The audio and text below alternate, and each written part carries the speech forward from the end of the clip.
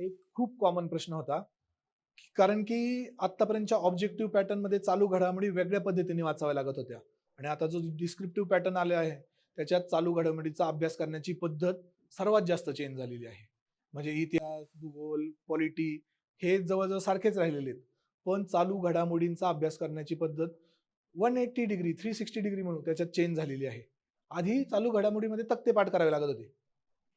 President क्रमाने कोणते, आत्ताचं नवीन समजा एखादे राष्ट्रपती नियुक्त झाले तर मागचे राष्ट्रपती कोणते, कोण राष्ट्रपती पदावर असतानाच मृत्यू पावले, किंवा असे कोणते आहेत की जे उपराष्ट्रपतींचे राष्ट्रपती झाले. अशा पद्धतीचे फॅक्च्युअल प्रश्न चालू घडामोडींमध्ये यायचे. आता काय येणार, राष्ट्रपतींचे जे अधिकार आहेत ते योग्य पद्धतीने ते वापरतायत का नाही, की राष्ट्रपती फक्त एक काय म्हणतो आपण त्याला व्हाईट इलेफंट म्हणजे फक्त खर्चिक पोझिशन तयार झालेली आहे, काही त्यांचं ऍक्च्युअल रोल राहिला नाही, रबर स्टॅम्प झालेला आहे राष्ट्रपती. अशा पद्धतीचे अनालिटिकल विश्लेषणात्मक प्रश्न चालू घडामोडींमध्ये विचारतात.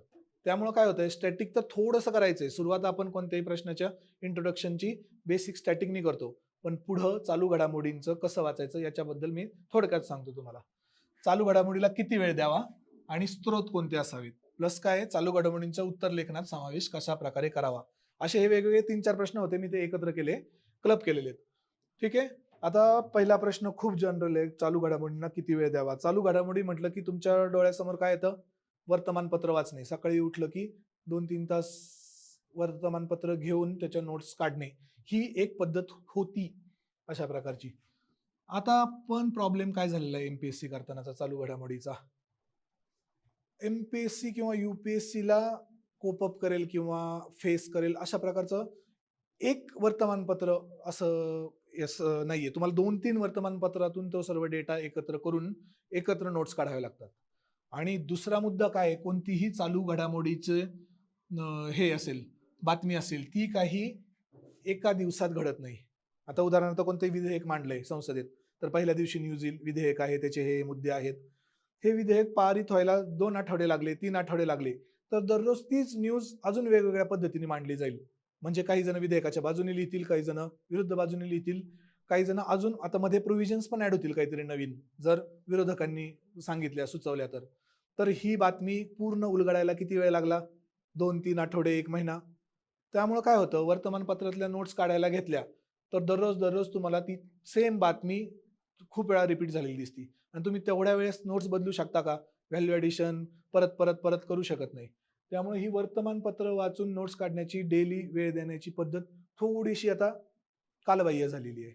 दुसरी पद्धत काय होती, की चला आठवड्यातून 2 दिवस बसूया आणि पूर्ण करंट अफेअर्स आठवड्याचं कव्हर करूया. याच्यात काय होतं, काही काही महत्त्वाचे मुद्दे विद्यार्थ्यांकडून मिस होतात. किंवा मग त्या ज्या सोर्सेस तुम्ही वापरता, युट्यूबवरचे काहीतरी चॅनल्स असतील, व्हिडिओज असतील, ते पाहत असाल तर ते मिस होतात. म्हणून तुम्हाला आतापर्यंतच्या लेक्चर्समध्ये खूप वेळा सांगितलेलंच असेल की सह्याद्रीनी पल्स नावाचं मॅगझिन आणलेलं आहे. ते काय करतं, महिन्याच्या महिन्याला पब्लिश होतं, मराठी आणि इंग्लिशमधून दोन्ही हेतून आहे.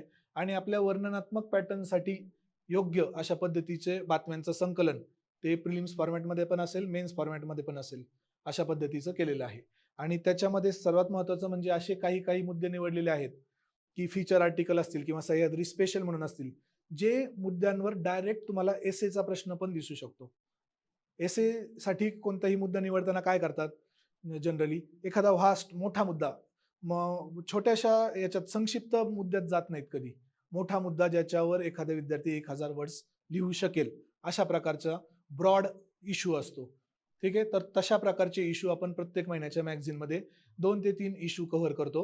मग तो सोशल असेल, इंटरनॅशनल रिलेशनचा असेल किंवा इकॉनॉमीचा असेल, की ज्याच्यावर एसे पण आला तर तुम्ही लिहू शकाल. ठीक आहे.